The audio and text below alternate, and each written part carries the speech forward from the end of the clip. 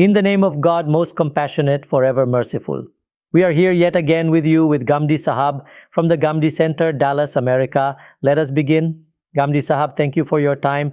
Can God's existence be proved through human reason? We had sought to benefit from you on this question, and we heard your initial comments on this in some detail, that once we establish two premises and state that every creature must have a creator and that I am a creature as well, then reason demands that I too have a creator or must have one.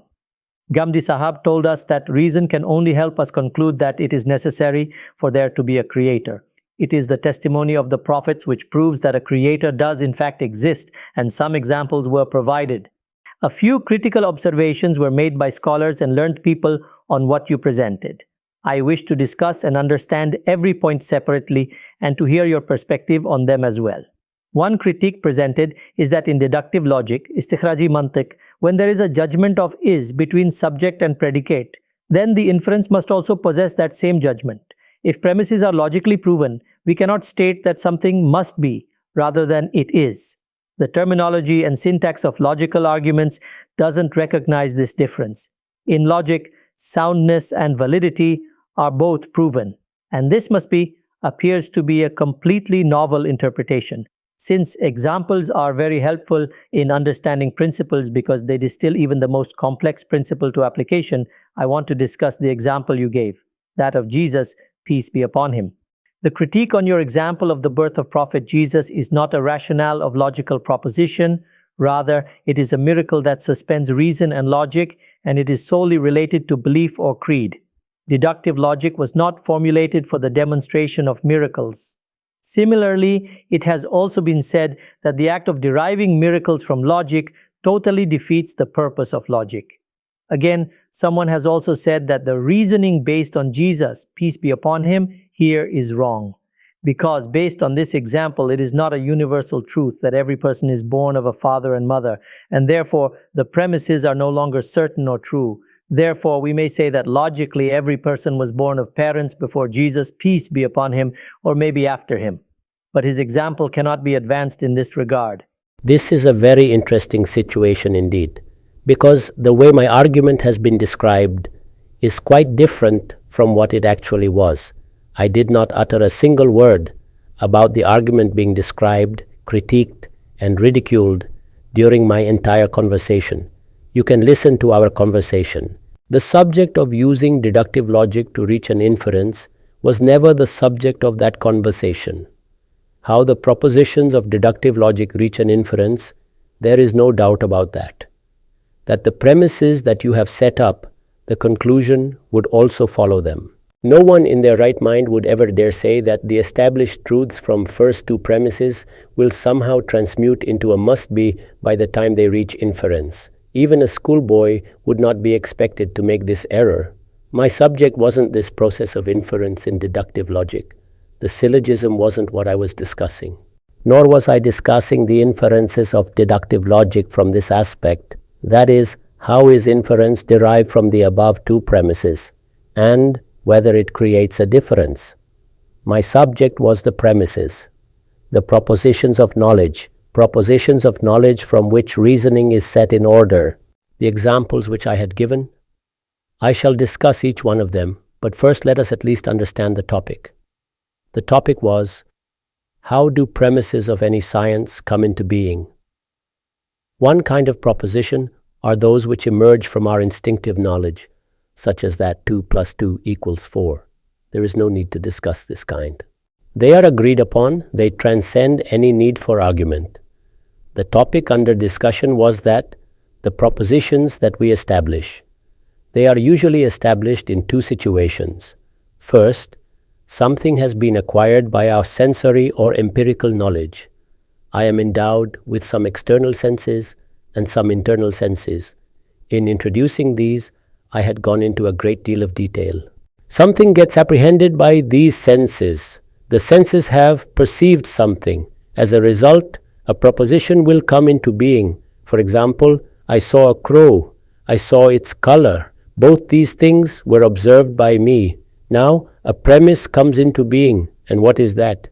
That the crow is black. This is one proposition. How does such a proposition come into being? This was the topic of my conversation. Now, let us proceed.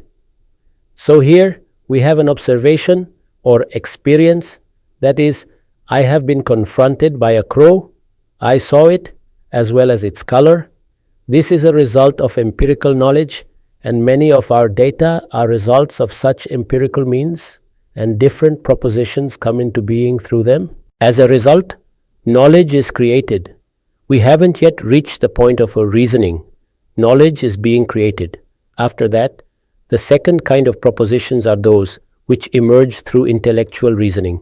Here, the proposition comes into being solely through intellectual reasoning. Take the same example. We saw a crow and said the crow is black. Then we saw numerous crows. Our ancestors saw crows. These reports were passed down through generations with continuity. After seeing thousands and millions of crows, we can now make a general statement, a universal. This is because the way the mind reasons is that if it apprehends corollaries, it will deduce the principle or universal from it. If it is given a principle or general statement, it will apply it upon corollaries or particulars. Traversing many corollaries, it will make to the principle, and this is the way it reasons. So, what did reason do in this case? It deduced a conclusion after looking at numerous crows that all crows are black. Now this proposition that has come into being. This is my subject. This proposition is my topic. A proposition of this type which has come into being after reasoning. After an inductive process, people who have had an opportunity to study logic know that the generalizations based on induction are never certain. Or you may say that they are usually not categorical. That is because if you have presented something self-evident, that is a different thing. Usually, the generalizations that we make constitute the basis of our knowledge. We place our trust in them. All this knowledge is being created in this very way. Science also operates in the same way. Decisions about medicines are made based on the same method. Diseases are evaluated on the same basis. This vaccine, which was just invented and which was used to fight a great pandemic, what did we do there?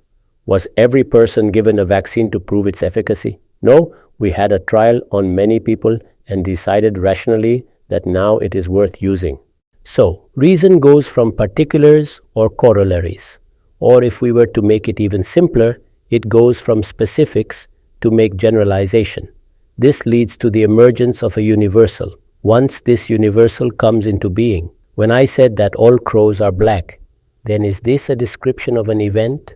This is not a description of an event or reality. It is a rational necessity, meaning it is a result derived after seeing many crows. We did not arrive at this generalization after observing all the crows from the past, present, and future, irrespective of where these crows are found in the world.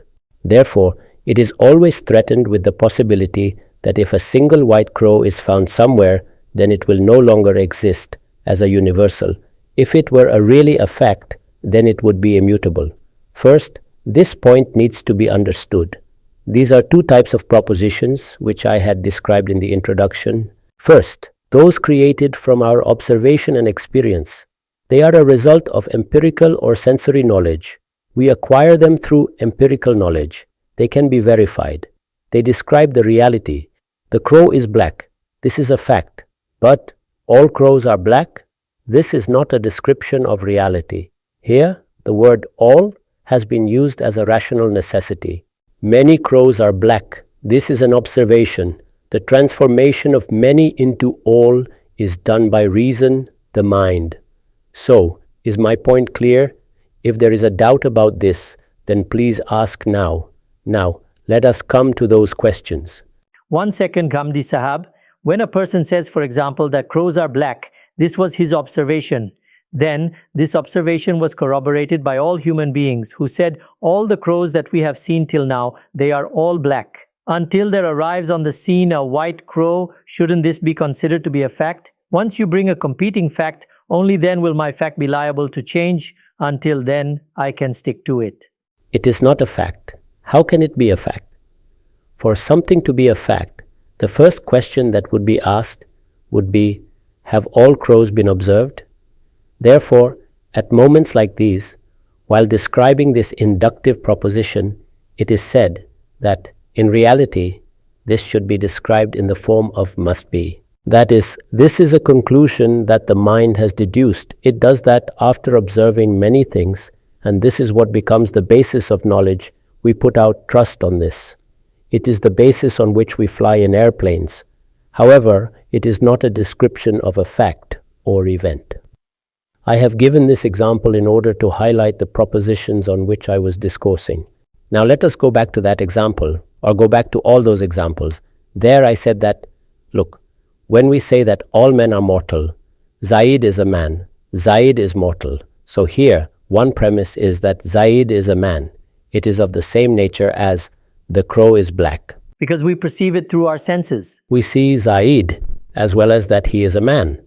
This is of the same kind as before, produced by sensory or empirical knowledge. But the one before it, all men are mortal. Has this premise been constructed in the same way? It is analogous to the construction, all crows are black. This premise hasn't been produced by deductive logic, but by inductive logic. Here, the word all has been used after extrapolating from a vast number of individuals. This is always threatened by the possibility that some individual turns out to be immortal. It is always threatened by this eventuality because such a thing usually doesn't happen. All our daily matters carry on as they usually do. They keep giving results as well. Therefore, we understand this state of being in all men are mortal as a fact, whereas this is instead a description of a ratiocinative act. This is a description of a rational necessity. To explain this to common people, I said that we may say in simple words that we have seen so many crows, or we have seen so many humans, and we have observed their blackness and mortality respectively.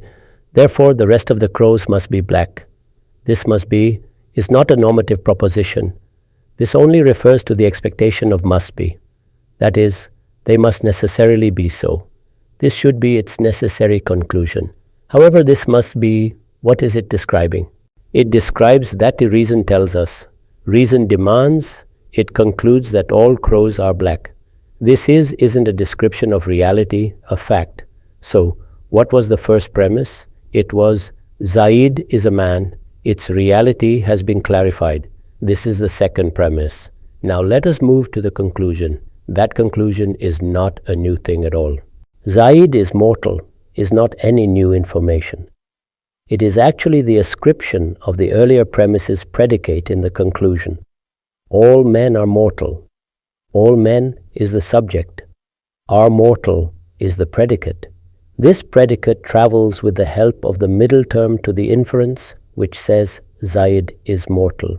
Zaid was already present in all men, but when you said all men, had you thrown Zaid out?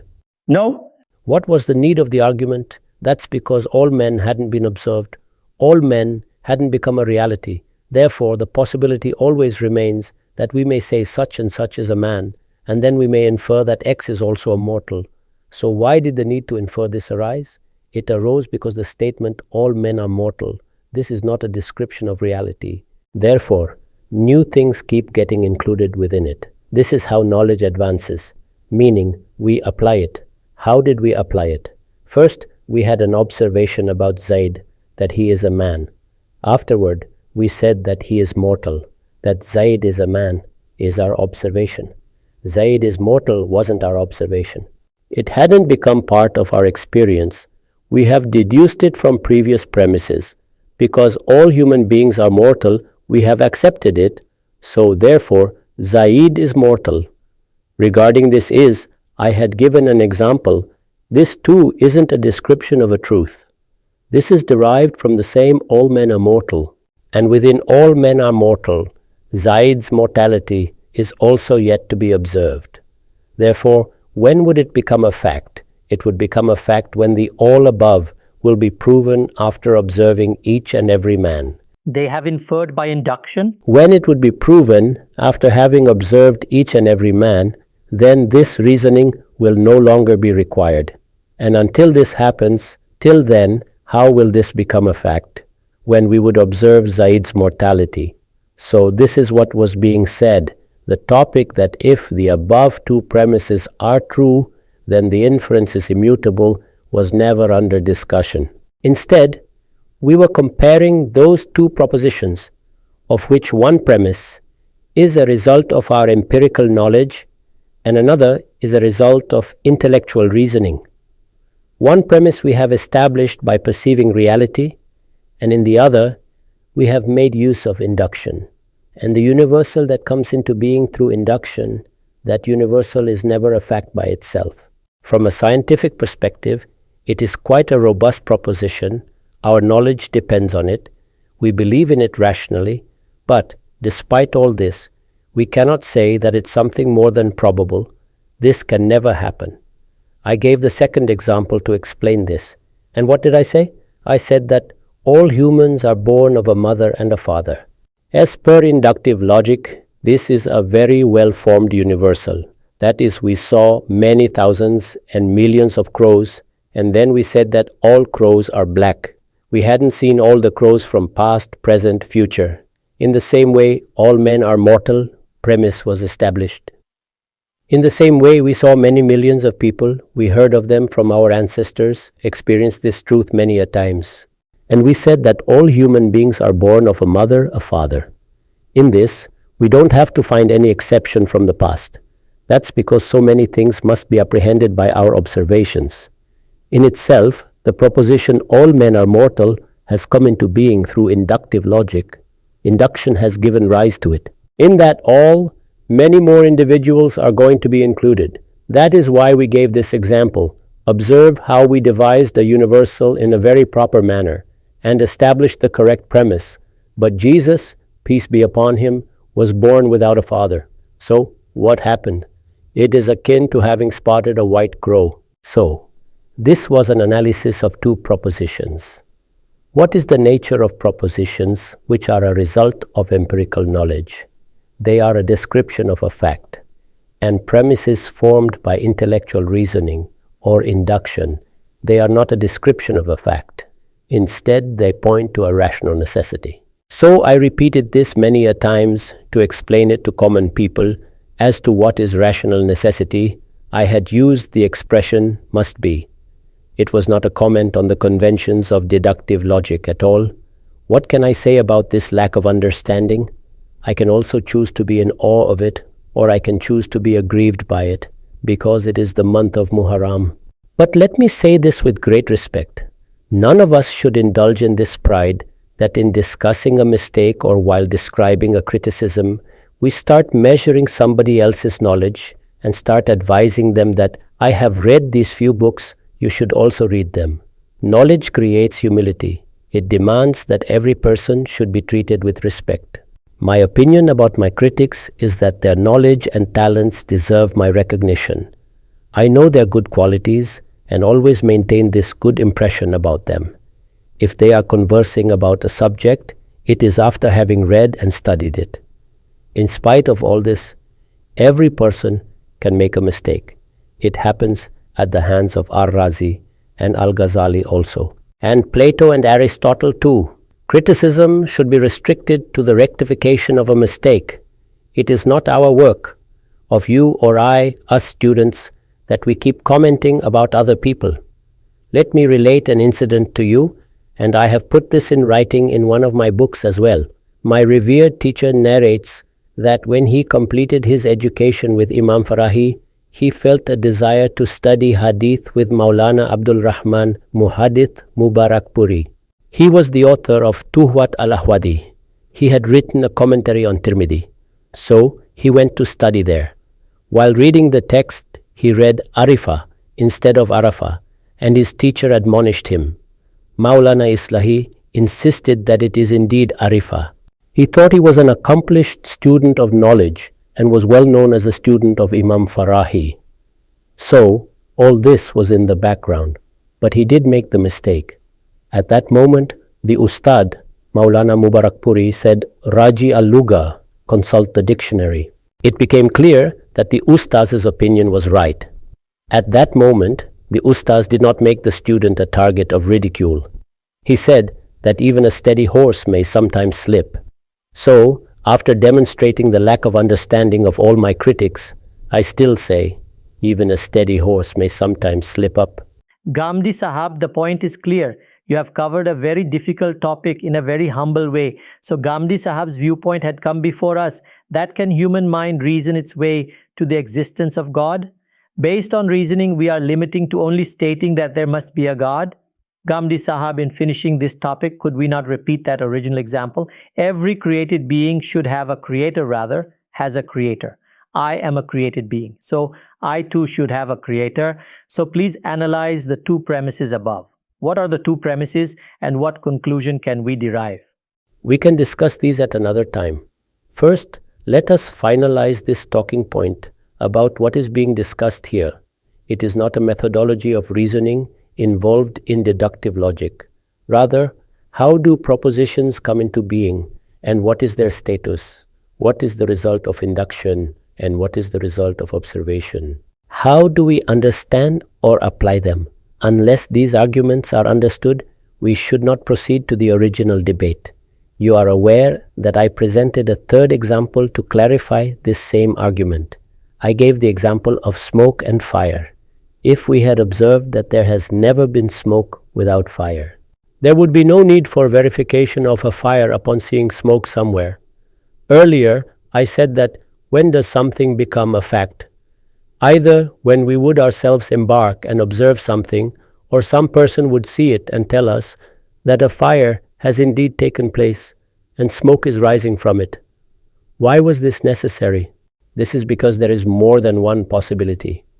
When there is more than one possibility, then this means that the statement we had made, smoke is being witnessed, there is a fire somewhere, this is not a description of a fact.